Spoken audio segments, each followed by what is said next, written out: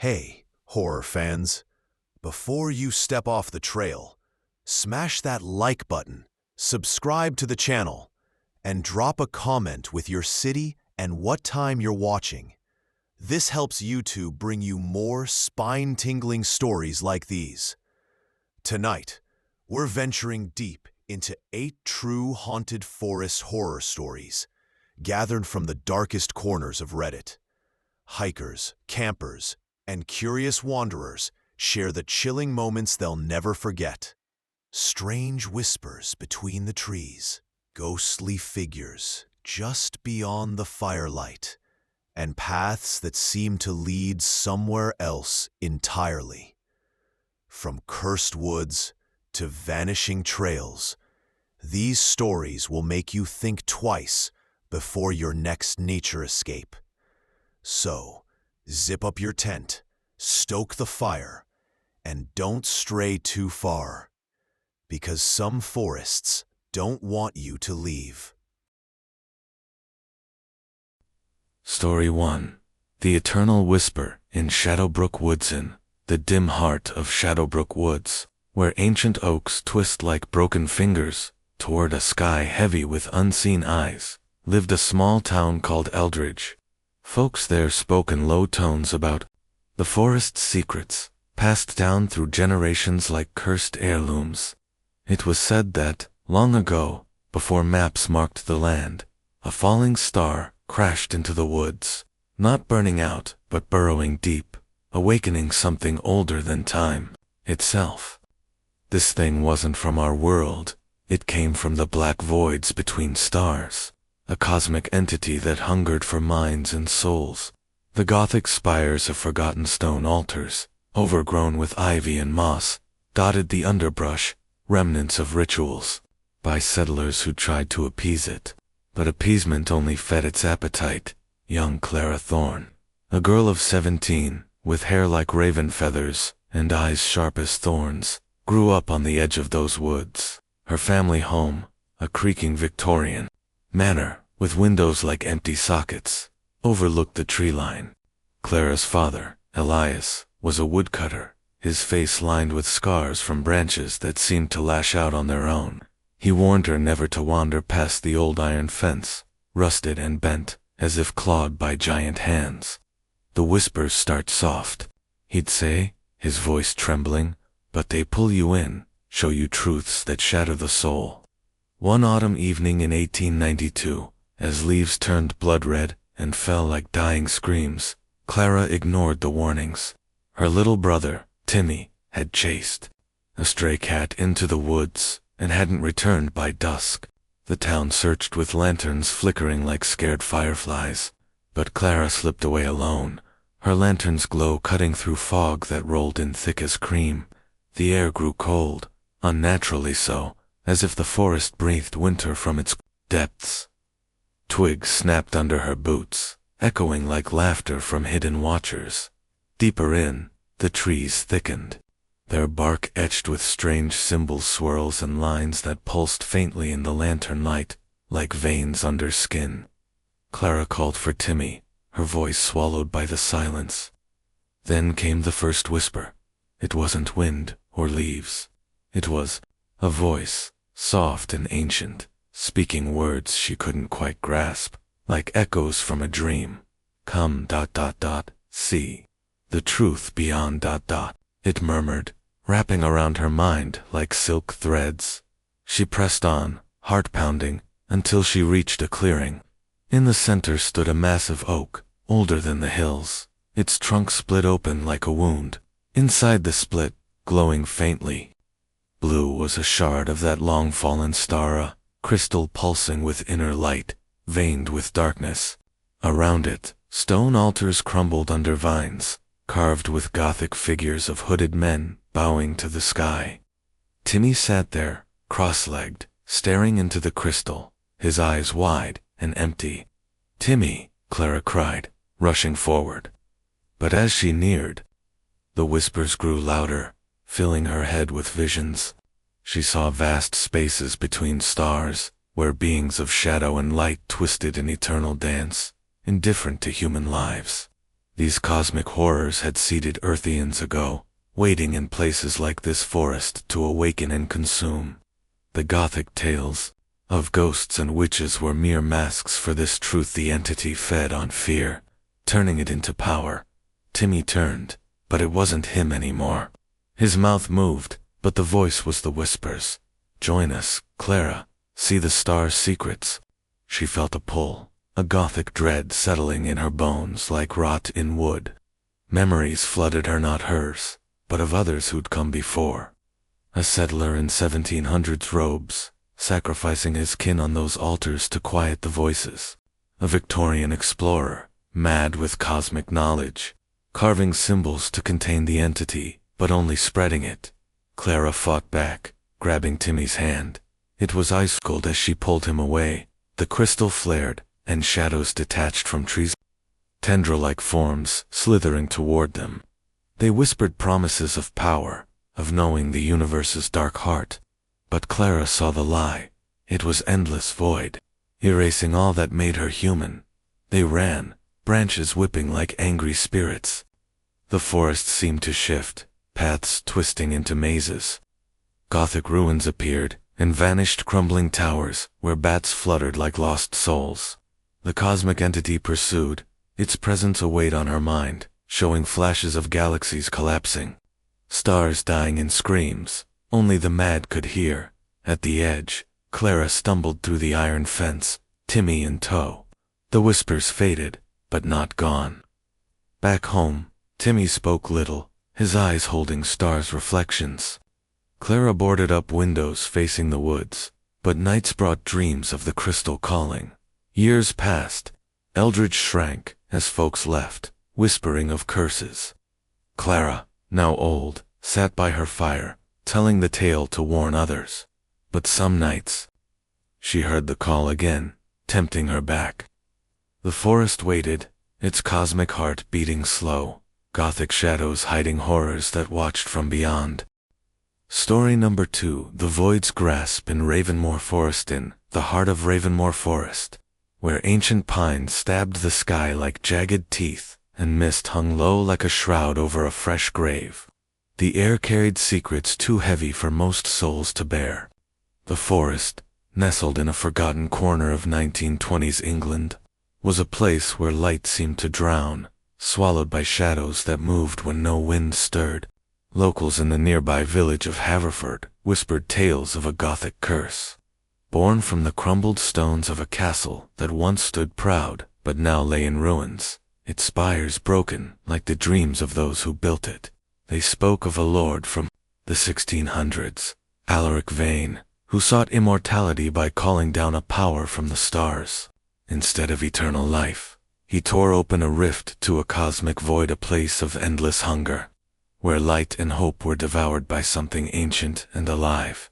Samuel Blackwood, a hunter with a weathered face and hands calloused from years gripping a rifle, lived on the edge of Ravenmoor. His cabin, a squat wooden thing with a sagging roof, stood just beyond the forest's reach, its chimney puffing smoke like a tired sigh.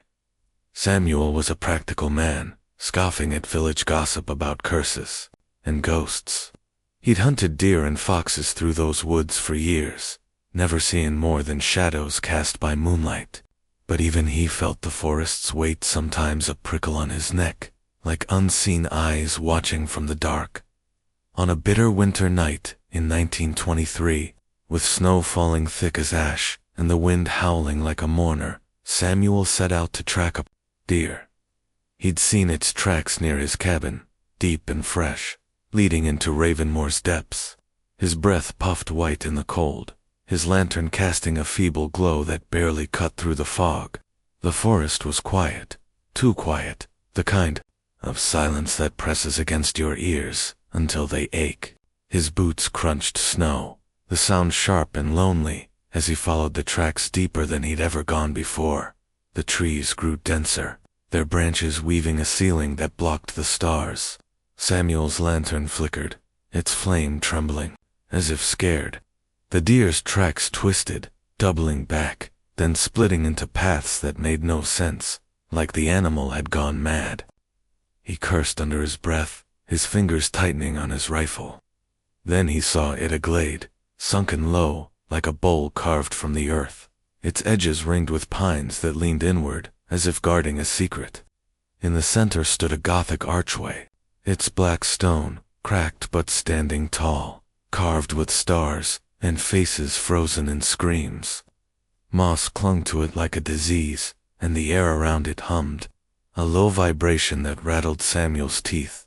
He stepped closer, his heart thumping hard, enough to feel in his throat.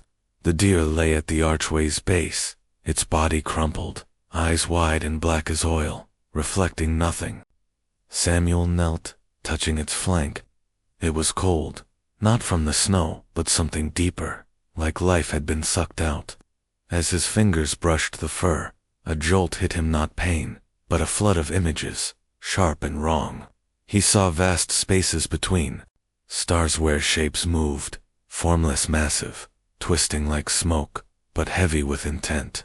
They drifted through nebulae, feeding on worlds, their forms Gothic in their decay, like cathedrals crumbling in an endless night. The vision burned his mind, leaving a taste of ash and despair. Samuel stumbled back, his lantern dropping, its glass shattering on the snow.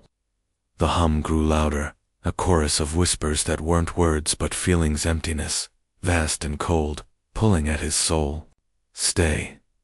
The whispers seemed to say, not in his ears, but in his bones.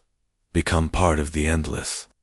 His breath caught, his eyes darting to the archway. The carvings glowed faintly, a sickly purple light pulsing like a heartbeat. The faces on the stone seemed to shift, their mouths opening wider, as if screaming for him. He turned to run, but the forest had changed. The path he'd taken was gone, replaced by a maze of trees that leaned closer, their branches clawing at his coat. Shadows moved in the corners of his eyes, long, thin shapes like fingers stretching from the dark. They weren't solid, but they felt alive, brushing his skin with a chill that sank into his marrow. Samuel clutched his rifle, firing into the mist, the shots echoing, then dying, swallowed by the forest's hunger. The whispers grew, filling his head with visions of Lord Alaric Vane, standing under this same archway centuries ago, his hands, red with blood, chanting to the sky. Samuel saw Alaric's fate trapped in the void, his body falling through starless dark, his screams, silent but eternal, feeding the thing that answered his call. Panic clawed at Samuel's chest. He ran, branches snapping like bones under his boots. The glade appeared again and again, as if the forest looped to trap him. Each time, the archway loomed larger, its glow brighter, the whispers louder. They promised knowledge, secrets of the cosmos, truths no human mind could hold. But Samuel saw the lie. The void didn't share. It consumed. He saw flashes of others who'd come before, villagers, wanderers, all drawn to the arch, their minds broken, their bodies left as husks, while their souls fed the rift. He stumbled into a clearing, not the glade, but another place, where the ruins of Vane's castle lay scattered. Gothic spires jutted from the earth like broken ribs, their stones etched with symbols that matched the archway's carvings. A well sat in the center, its mouth wide and black, the air above it shimmering, like heat over a fire. Samuel's lantern was gone, but the snow glowed faintly, lit by something unnatural. He approached the well, drawn despite himself, and peered in. The darkness inside moved, swirling like ink, and eyes, hundreds, thousands, stared back, not human but vast, ancient, and hungry. The whispers became a voice, clear and cold. Join us, Samuel. See the stars' truth. It showed him the void's heart, a place where time and space dissolved, where beings of shadow and hunger wove through the bones of dead worlds. He saw Earth, small and fragile, its skies torn open as the void spilled in. His knees buckled, his rifle slipping from his hands. The eyes in the well blinked, slow and deliberate, pulling at his mind like a tide. But Samuel was stubborn, forged by years of surviving winters and wolves. He tore his gaze away, his breath ragged, and grabbed a stone from the ruins, a jagged piece carved with a star. It burned his hand, but he held tight, smashing it against the well's edge. The stone cracked, and the hum faltered, the whispers stuttering. The eyes in the well blinked faster, angry now, and the shadows lunged, wrapping his legs like vines. He swung the stone again, screaming, and the well's rim shattered, the shimmering air collapsing.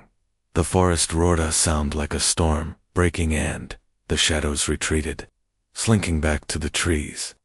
Samuel ran, not looking back, his boots pounding snow until he saw his cabin's faint light. He burst inside, slamming the door, his chest heaving. The whispers were gone, but his hands shook, his hair now streaked white. He burned his maps of Ravenmoor that night, vowing never to return. Days later, villagers noticed Samuel's silence. He spoke little, his eyes haunted, reflecting a darkness deeper than the forest. He left Haverford soon after, his cabin abandoned, its door swinging in the wind. But the forest didn't forget. Travelers spoke of new tracks leading to the glade, of whispers calling their names. The archway stood, waiting, its glow pulsing stronger. Years passed, and Ravenmoor grew wilder, its borders creeping closer to Haverford. Children vanished, their laughter replaced by silence. The void's grasp tightened, its cosmic hunger spreading through dreams, drawing more to the archway. Samuel's tale became a warning, whispered in taverns, but some still ventured in, lured by promises of secrets. None returned whole. The forest kept its secrets, its Gothic ruins hiding the rift that Alaric opened. The void waited, patient as stars, its whispers soft but relentless, seeking the next soul to claim. Story number 3. Asterisk echoes from the starlit thorns, in Whisperwind Grove, a tangled sprawl of ancient trees and thorns, sharp as betrayal, lay hidden in the rolling hills of modern-day Cornwall, England. Its name came from the eerie sighs that drifted through the branches, not wind but something alive, carrying voices from places no map could touch. The locals in nearby Trenwith village avoided it, their tales steeped in Gothic dread stories, of druids who once danced under starlight, worshipping a relic from the heavens. This relic, a crown of thorns forged from a comet's heart, was no mere artifact. It was alive, pulsing with cosmic power, granting visions of truths too vast for human minds. But every gift came at a cost. Sanity, torn apart like leaves in a storm. Lila Gray, a botanist in her late 20s, with ink-stained fingers and a notebook full of sketches, arrived in Trenwith in the spring of 2025, her hair brown as the earth. She studied, was tied back in a messy braid, and her green eyes sparkled with curiosity. She'd heard of Whisperwind's rare plants, ferns that glowed faintly at dusk, vines that seemed to move when unwatched. To her, the grove was a puzzle, not a curse. She dismissed the villagers' warnings as folklore, their Gothic stories of missing wanderers and haunted thorns, just superstition. Armed with her satchel, a flashlight, and a camera, she ventured into the grove one evening as the sun bled red across the horizon. The air in Whisperwind was thick, heavy with the scent of moss and something metallic, like old blood. The trees loomed, their trunks twisted into shapes that suggested faces, Gothic carvings of pain or prayer. Leela couldn't decide. Thorns snaked across the ground, black and glossy, catching the fading light like shards of obsidian. She knelt to sketch a fern, its fronds shimmering with a faint green glow, when her finger brushed a thorn. A sharp prick, a bead of blood, and the world shifted. A whisper began, soft as a breath, curling inside her skull. See, no. The stars war, it said, not in words but in waves of feeling, pulling her deeper into the grove. Leela. Flashlight flickered, its beam dimming as if the forest drank its light. Her heart raced, but her feet moved forward, drawn to a clearing where a circle of stones stood, their surfaces etched with spirals and stars, remnants of druidic rites. In the center, half buried in earth and thorns, lay the relic, a crown of twisted, thorned metal, glowing with a sickly blue light that pulsed like a dying star. Lila's blood, dripping from her pricked finger, hit the ground near the crown.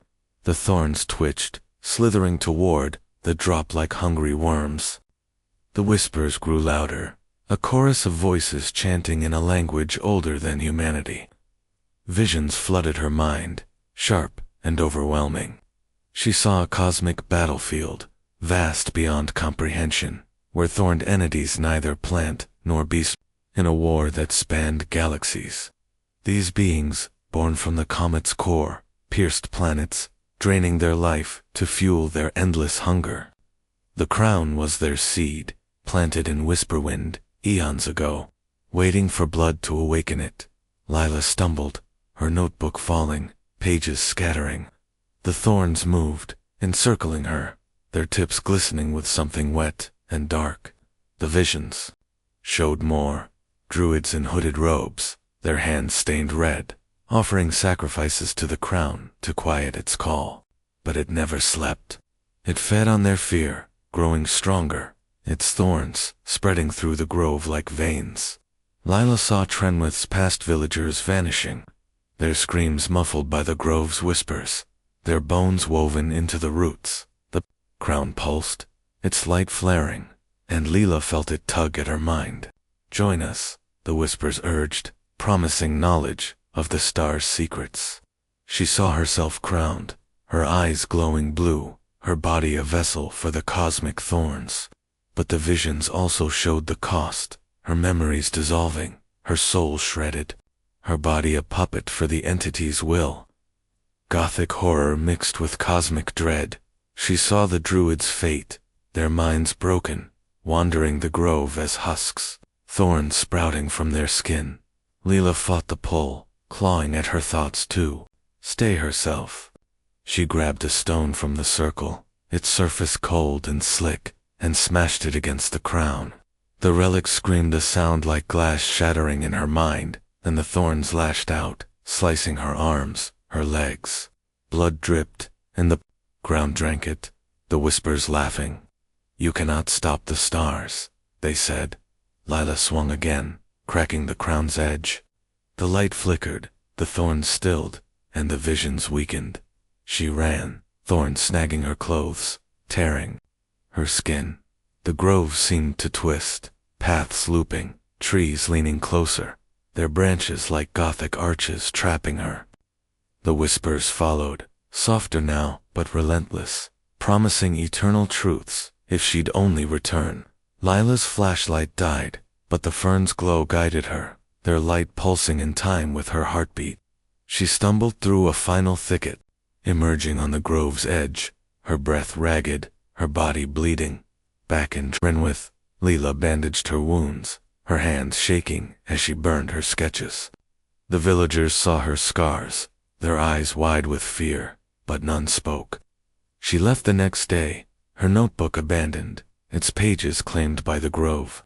But the whispers lingered in her dreams, showing thorns piercing the sky, spreading beyond Whisperwind. The crown waited, its cosmic hunger patient, its Gothic roots deep. Months later, hikers reported new thorns in nearby woods, black and sharp, glowing faintly at night. Trenwith's children spoke of voices in the wind, calling them to play. The grove grew quiet, but not empty. Its echoes reached further, seeking new blood to wake the stars' war. Word count, 4,987. Story number 4, The Forgotten Altar's Call in Darkhelm. Darkhelm Woods. A dense tangle of gnarled oaks and creeping vines, crouched in the shadowed heart of rural Yorkshire, England. Its air was heavy, thick with the scent of damp earth, and something sour like decay that never quite settled. The locals in the nearby hamlet of Greystone spoke of the woods in hushed tones, their voices laced with Gothic fear. They told of a black stone altar, hidden deep within, its surface carved with constellations that seemed to shift when no one looked. Long ago, before the village had a name, a meteor had crashed into the woods, not burning out, but sinking into the soil, leaving behind a presence, something cosmic, alive, and hungry. The altar was its marker, a Gothic relic of rituals by villagers who thought blood could appease the thing that came from the stars. It didn't. It only grew hungrier. Thomas Reed, a weary traveler in his 30s, with a weathered coat and eyes tired from too many roads, stumbled into Greystone one stormy night in 1927. His boots were caked with mud, his satchel heavy with maps and a journal where he sketched places he'd been. He'd heard of Darkholm Woods from a drunken innkeeper 2 towns over, who'd muttered about a place where the stars talked back. Thomas, a man who chased odd tales for the thrill of proving them wrong, saw it as a challenge. He ignored the villagers' warnings, old wives' tales, he thought, spun from fear of the dark. Armed with a lantern, a knife, and a stubborn streak, he set out at dusk. As thunder rumbled like a warning, the woods swallowed light like a grave. Thomas's lantern cast a weak glow, its flame flickering as if scared to burn too bright. The trees loomed, their trunks twisted into shapes that suggested hands reaching, their bark etched with faint, spiraling marks, Gothic scars from forgotten hands. The path was narrow, choked with roots that seemed to pulse underfoot, as if the ground breathed. Thomas's boots sank into mud, each step harder than the last, like the woods wanted him to stay. Deeper in, the air grew colder, sharp with a metallic tang. His lantern dimmed, and a low hum vibrated through the trees, not sound, but a feeling, like a heartbeat in his chest. He found the altar in a clearing, a slab of black stone, smooth as glass, its surface crawling with carved stars that glowed faintly green in the dark. Around it, the ground was bare, no grass or weeds, just dirt packed hard as if trodden by countless feet. Gothic symbols, eyes, hands, and jagged lines ringed the altar, their edges worn but sharp, like they'd been carved yesterday. Thomas knelt, tracing a constellation with his finger. The stone was warm, pulsing under his touch, and the hum grew louder, a whisper forming in his mind. "Look, see, the end of all," it said. Not words, but images flooding his head. He saw a cosmic void, vast and black, where tentacled horrors swam through the bones of dead stars. They were massive, their forms shifting, part shadow, part flesh, Gothic in their decay, like cathedrals rotting in an endless sea.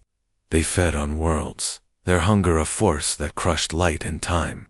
The meteor had been their seed, planted in Darkholm to grow, its altar a beacon calling for blood. Thomas's breath caught, his heart pounding like a drum. The visions showed more. Villagers in ancient robes, their faces pale, spilling blood on the altar to quiet the whispers. But the thing beneath grew stronger, its cosmic hunger seeping into the woods, twisting roots, bending minds. He saw others, wanderers, children drawn to the altar over centuries, their eyes hollow, their souls claimed. The whispers promised knowledge, secrets of the stars, but it was a lie. The altar wanted his essence, to feed the thing that waited below. He tried to stand, but his legs felt heavy, rooted.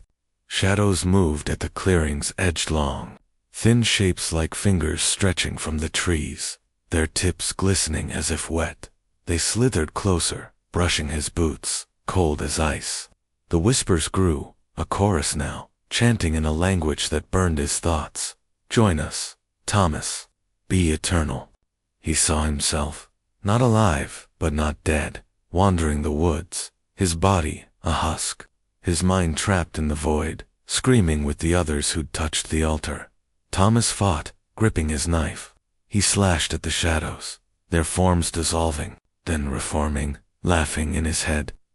He stabbed the altar, the blade sparking against the stone, and the hum faltered, the whispers stuttering.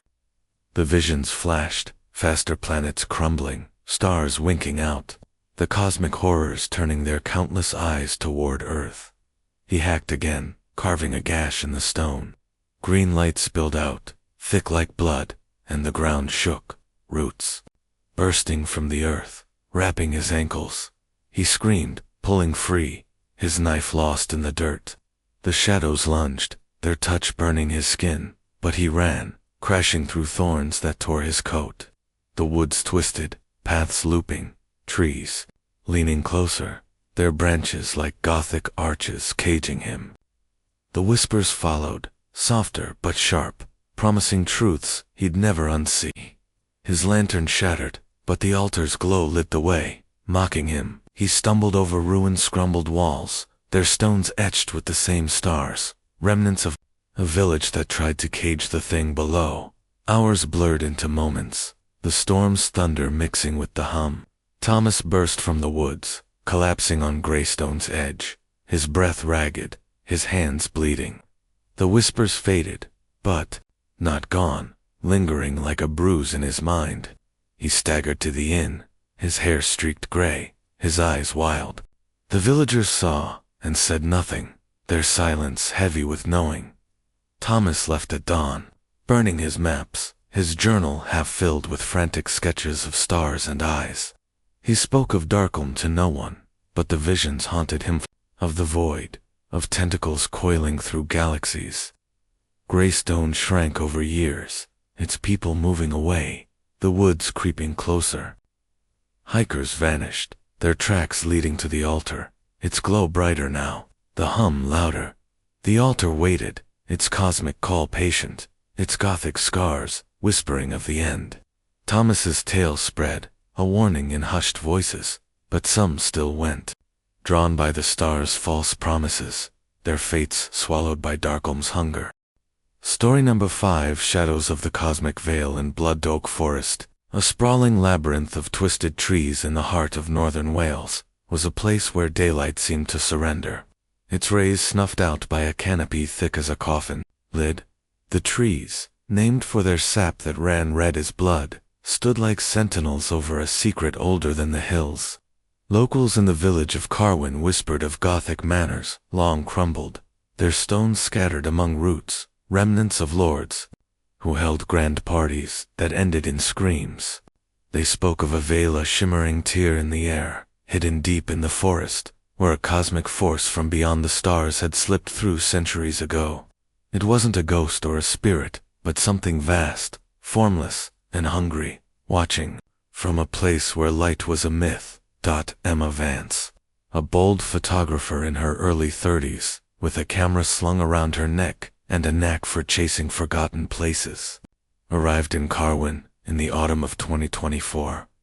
Her auburn hair caught the wind like fire, and her hazel eyes gleamed with a hunger for stories trapped in ruins. She'd heard of Blood Oak from a cryptic blog post, hinting at a place where the air rippled like water and shadows moved without cause. To Emma, it was a chance to capture something no one else had, a photo that would make her name. She brushed off the villagers' warnings, their Gothic tales of lost souls and cursed woods, nothing more than local color. With her flashlight, a thermos of coffee, and her best friend, Lily, tagging along for the adventure, she plunged into the forest as dusk painted the sky bruised purple. The air in Blood Oak was heavy, smelling of wet earth and something sharp, like iron left to rust. The trees loomed, their trunks gnarled into shapes that suggested faces, mouths open in silent screams, eyes hollowed by time. Red sap oozed from cracks, glistening like fresh wounds. Emma snapped photos, her camera's flash cutting through the gloom, while Lily, a nervous blonde with a laugh that usually chased away fear, clutched her arm. "This place feels wrong," Lily whispered, her voice small.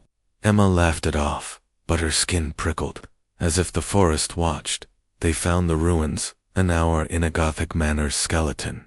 Its walls crumbled to jagged stumps, ivy crawling over stones carved with stars and spirals.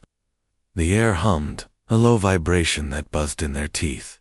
Emma's flashlight flickered, its beam dimming as they stepped into a courtyard where the ground was bare, cracked like drought-stricken earth. In the center, the air shimmered a faint ripple, like heat rising from pavement, but cold, so cold it stung their faces. Emma raised her camera, heart pounding, and snapped a shot. The flash lit the veil, and it flared, a tear of silver light, splitting the dark.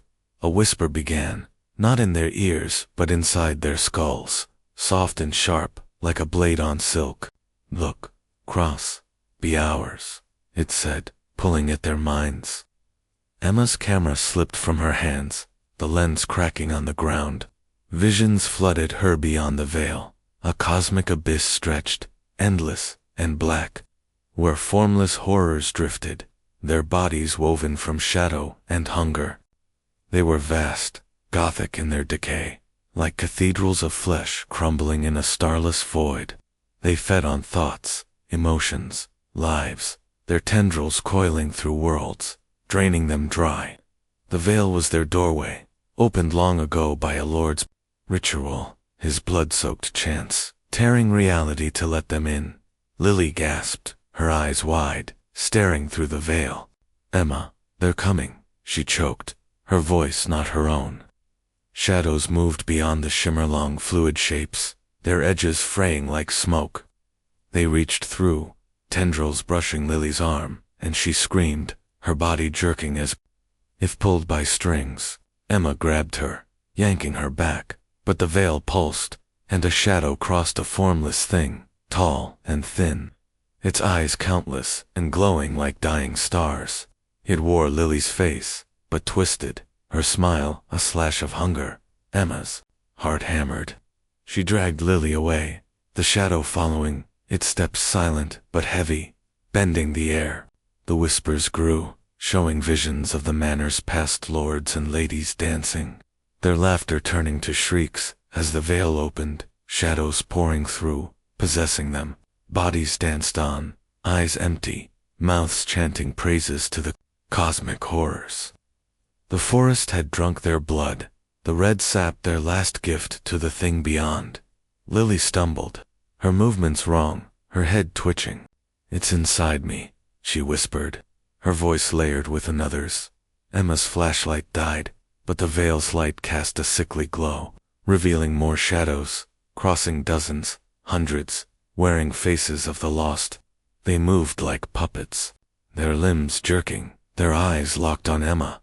She ran, pulling Lily, thorns tearing their clothes, sap sticking to their skin like blood. The forest twisted, paths looping, trees leaning closer, their branches Gothic arches trapping them. Emma's mind reeled, the whispers promising power, knowledge, eternity. She saw herself joining the shadows, her body a vessel, her soul feeding the void. But she clung to Lily's hand, her friend's pulse faint but real. They stumbled into another ruin, a chapel, its stained glass shattered, its altars smeared with red sap. Emma grabbed a broken candelabrum, its iron heavy, and swung it at the veil's edge, where the shimmer met the ground. The air screamed, "I sound like tearing metal," and the veil flickered, the shadows hissing. Lily fell, her body shaking, the shadow inside her clawing for control. Emma struck again, the candelabrum sparking against stone, and the veil shrank, its light dimming. The shadows retreated, their forms dissolving, but Lily's eyes still glowed, her voice pleading, "Burn it, Emma, burn it all." Emma's hands shook, but she remembered the matches in her satchel. She lit one, the flame small but fierce, and tossed it onto a pile of dry vines. Fire caught, spreading fast, red sap popping like gunshots. The veil pulsed wildly, then collapsed, the air snapping shut with a crack that shook the ground. The shadows screamed, a sound that tore at Emma's mind, but they faded, their forms swallowed by the flames. Lily gasped, her eyes clearing, her body hers again. They ran, fire roaring behind them, the forest howling as if alive. They burst from Blood Oak, collapsing on Carwin's edge, the village's lights faint in the distance. Emma's arms were cut, her camera gone, but Lily was alive, her breath ragged but free. They never spoke of it, not to the villagers, not to anyone. Emma burned her notes, her photos lost in the flames. Carwin's elders watched them leave, their silence heavy with knowing, but the forest didn't forget. Months later, hikers found new ruins, stones slick with red sap, the air shimmering faintly.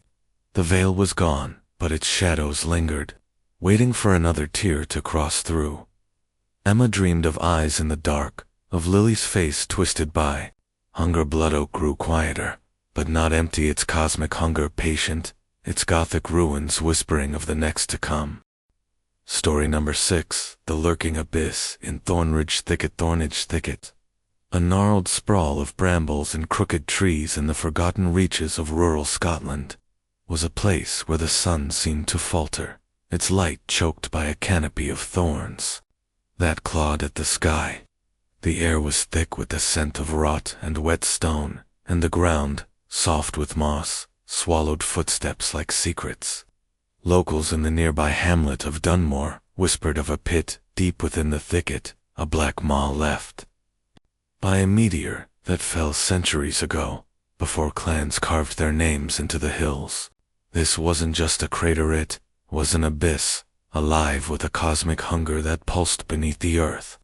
Gothic tales spoke of knights in rusted armor, drawn to the pit by whispers, only to emerge changed, their eyes hollow, their voices chanting of stars and doom. Jack Harlan, a rugged camper in his late 20s with a scruffy beard and a backpack worn from years of wandering, rolled into Dunmore in the summer of 2023. His boots were scuffed, his grin easy, but his blue eyes held a spark of restless curiosity. He'd heard of Thornridge from a weathered journal in a second-hand shop, its pages scrawled with warnings of a hole that breathes.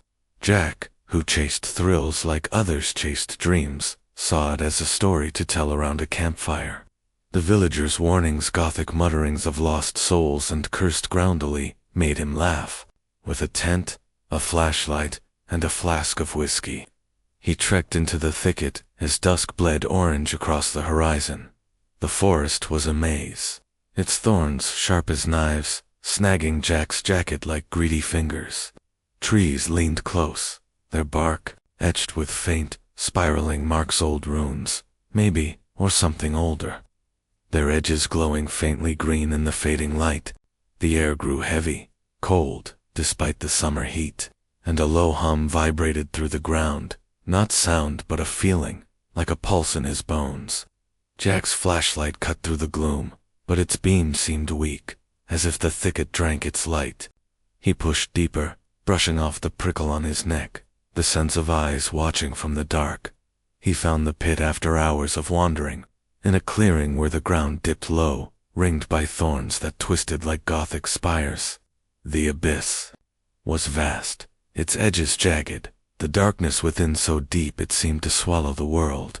No grass grew near it, only bare dirt, cracked and dry, marked with footprints that led to the edge, and stopped. Jack's heart thudded, but he stepped closer, his flashlight useless against the black. The hum grew louder, a whisper forming in his mind, soft and sharp. "Fall, see, the truth below," it said, pulling at his thoughts like a tide. He knelt, peering in, and the abyss stared back. Eyes countless, glowing like dying stars, blinked in the dark, their light cold and wrong.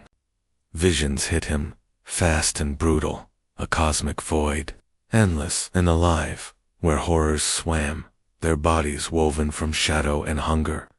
They were massive, Gothic in their decay, like cathedrals of bone drifting through starless seas. The meteor had been their seed, planted to grow, its pit a mouth to their world. Jack saw knights, their armor rusted, falling into the abyss, their screams trapped as the things below fed on their fear, their souls fueling a hunger that spanned galaxies. The whispers grew, promising secrets, knowledge of the stars, power to outlast time. But Jack felt the lie. The abyss didn't share, it consumed. He saw himself, not alive but not dead, wandering the thicket, his body a husk, his mind trapped in the void, chanting with the lost. Shadows moved at the pit's edge, long, fluid shapes, their edges fraying like smoke, reaching for his boots.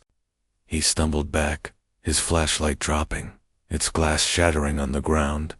The thorns twitched, slithering closer, their tips wet with something dark. Jack ran, heart pounding, thorns tearing his skin.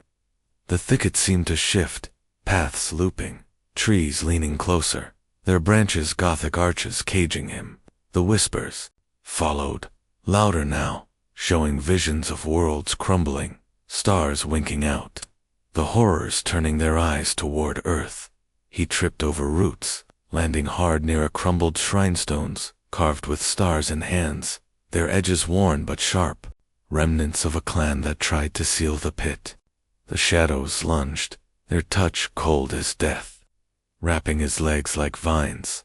He fought, grabbing a stone from the shrine, its surface warm, pulsing like a heart.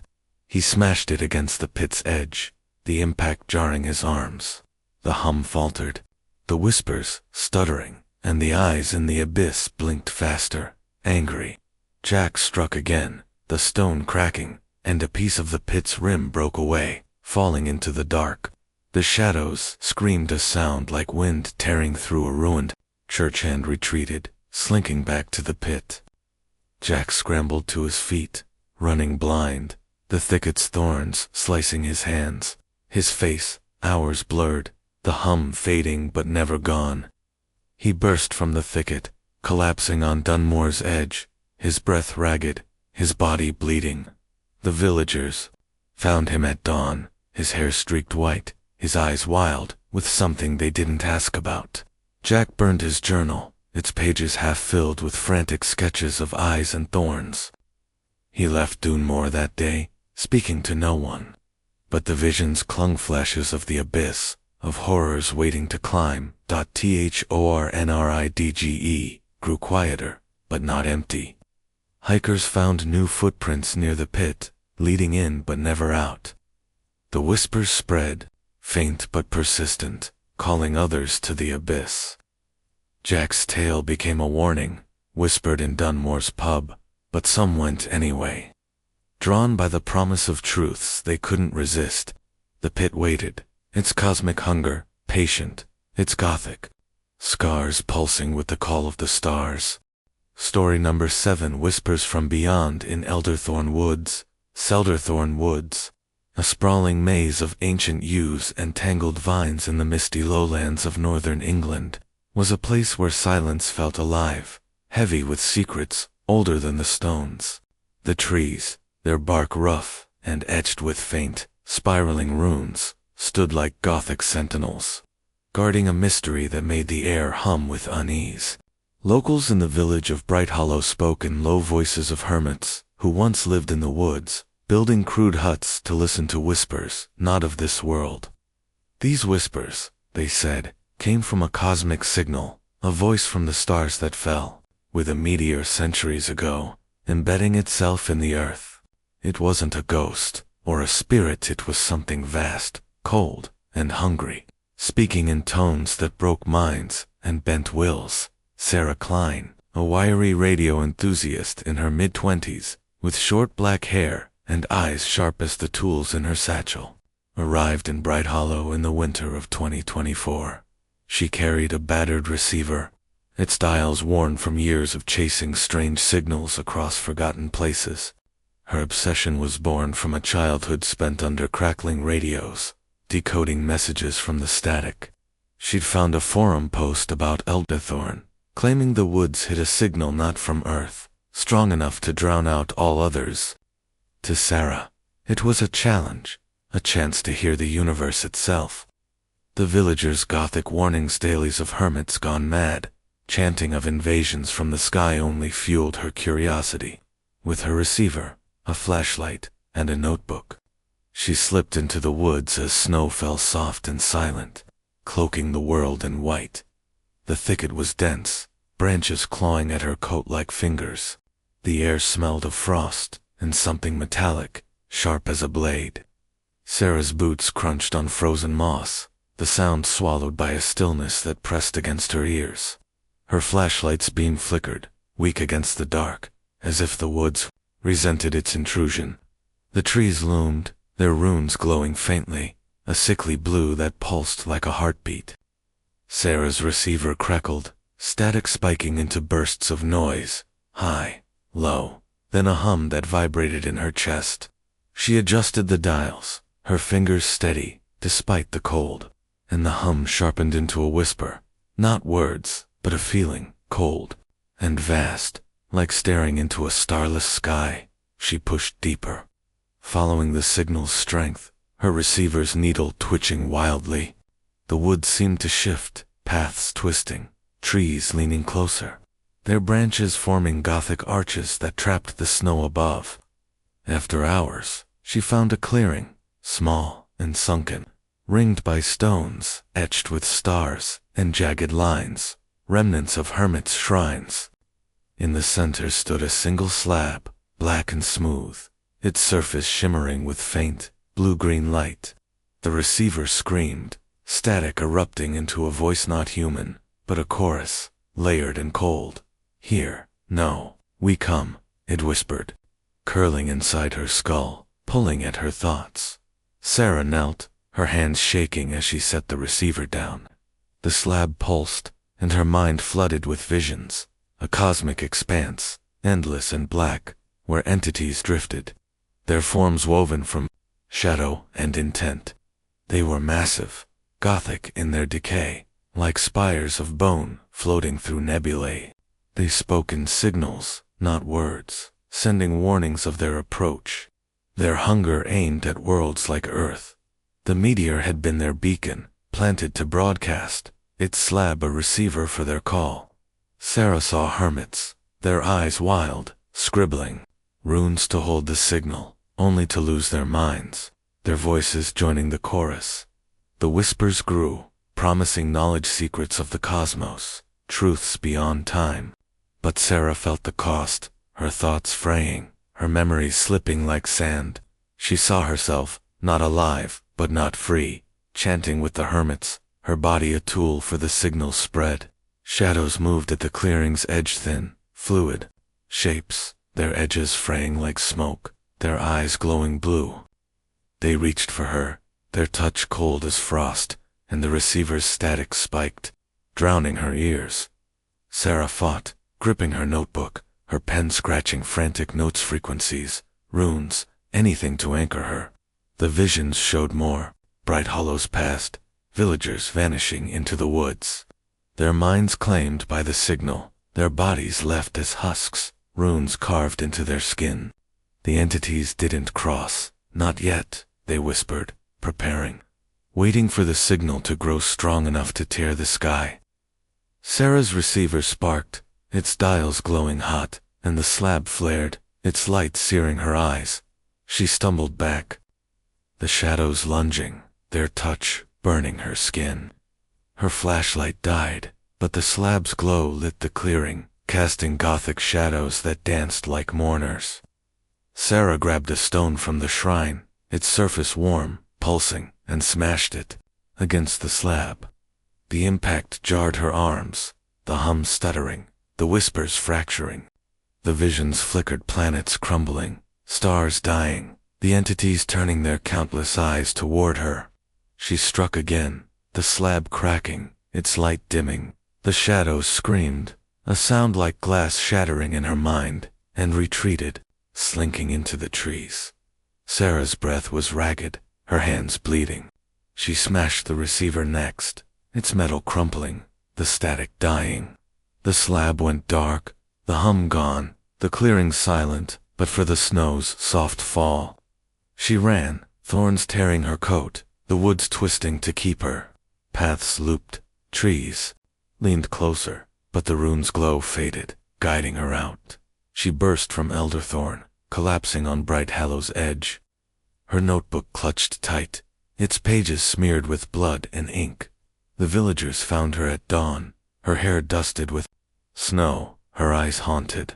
She burned her notes, the frequencies lost, but the whispers lingered in her dreams faint, promising return. Sarah left Bright Hollow silent, her radio scrapped. The woods grew quiet, but not empty. Hikers later found new runes, carved fresh, in the trees, glowing faintly at night. The signal was gone, but its echoes remained, calling others to listen. Elderthorn waited, its cosmic whispers patient, its Gothic scars pulsing with the promise of invasion. Story number 8, Asterisk, the Starborn Curse in Gloamwood Forest. A twisted sprawl of ancient elms and creeping thorns in the shadowed heart of rural Devon, England, was a place where dusk lingered, as if the sun feared to rise.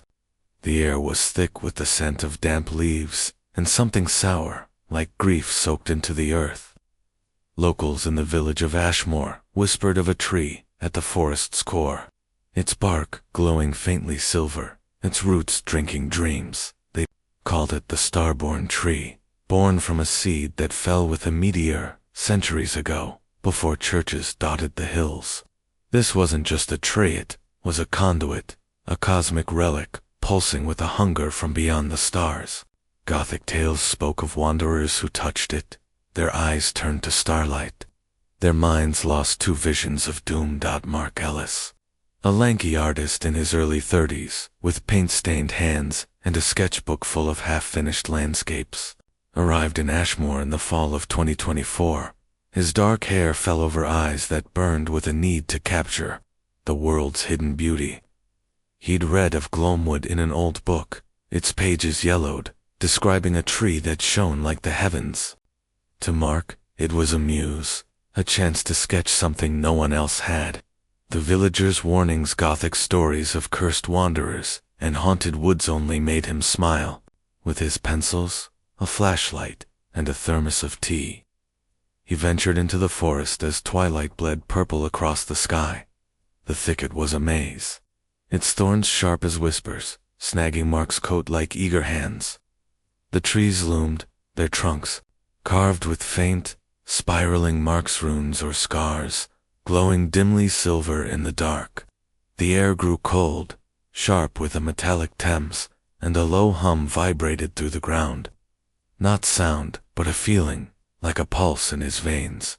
Mark's flashlight flickered, its beam weak, as if the forest resented its light. He pushed deeper, brushing off the prickle on his neck, the sense of eyes watching from the shadows. He found the Starborn Tree in a sunken glade, its silver bark shimmering like moonlight trapped in wood, its branches twisted upward, forming a Gothic canopy that seemed to cage the stars above. The ground around it was bare, no grass or moss, just dirt packed hard, marked with footprints that circled and stopped. Mark's heart thudded, but he stepped closer, his sketchbook open, pencil scratching fast.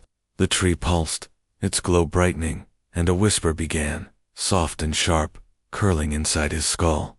"Touch, see, the end of all," it said, pulling at his thoughts like a tide. He reached out, his fingers brushing the bark. It was warm, alive, and the world shifted.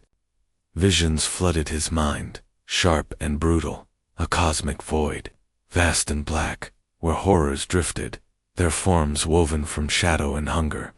They were massive, Gothic in their decay, like spires of ash floating through nebulae. They fed on dreams, on hope, their tendrils coiling through worlds, draining them dry. The tree was their seed, planted to grow, its roots a web that trapped souls. Mark saw villagers, their faces pale, touching the tree over centuries, their eyes glowing silver, their minds lost to visions of stars collapsing, of Earth's skies torn open. The whispers grew, promising secrets, knowledge of the cosmos, beauty beyond imagining. But Mark felt the curse, his memories fraying, his self dissolving, his body a vessel for the tree's hunger. He saw himself, not alive, but not gone, wandering Gloamwood, sketching stars that bled black. Shadows moved at the glade's edged hall, thin shapes, their edges fraying like smoke, their eyes silver and countless. They reached for him, their touch cold as frost, and his sketchbook fell, its pages scattering. Mark fought, clawing at his thoughts to stay himself. He grabbed a root, thick and pulsing, and yanked, his hands burning as if touching fire. The tree shuddered, its glow flickering, and the whispers stuttered, showing visions of Ashmore's past villagers dancing under the tree, their laughter turning to screams as the curse took hold. Their bodies left as husks, roots sprouting from their skin. The entities didn't cross, they fed through the tree, their hunger patient, waiting for the world to weaken. He stumbled back, the shadows lunging, their touch searing his arms. Mark's flashlight died, but the tree's glow lit the glade, casting Gothic shadows that danced like mourners. He grabbed a stone from the ground, its surface warm, etched with a star, and smashed it against the tree's trunk. The bark cracked, silver light spilling like blood, and the hum faltered, the whispers fracturing. The visions flash, planets crumbling, stars winking out, the horrors turning their eyes toward him. He struck again, the tree groaning, a sound like a church bell cracking. The shadows screamed, their forms dissolving, but the roots lashed out, wrapping his legs. Mark fell, his hands digging into the dirt, and found a root thick as his arm. He pulled, screaming, his muscles burning, until it snapped, the tree's glow dimming. The shadows retreated, slinking into the dark, and the glade went silent but for his ragged breath. Mark scrambled to his feet, running blind, thorns tearing his skin, the forest twisting to keep him. Paths looped, trees leaned closer, but the rune's glow faded. Guiding him out, he burst from Gloamwood, collapsing on Ashmore's edge, his breath heaving, his hands bleeding. The villagers found him at dawn, his hair streaked gray, his eyes wild with starlight. He burned his sketchbook, its pages half filled with frantic drawings of thorns and eyes. Mark left Ashmore, silent, his art abandoned. The tree's glow dimmed, but the forest didn't forget. Hikers later found new roots, silver and sharp, spreading beyond the glade. The curse lingered, faint but alive, calling others to touch the Starborn Tree. Gloamwood waited, its cosmic hunger patient, its Gothic scars whispering of doom yet to come.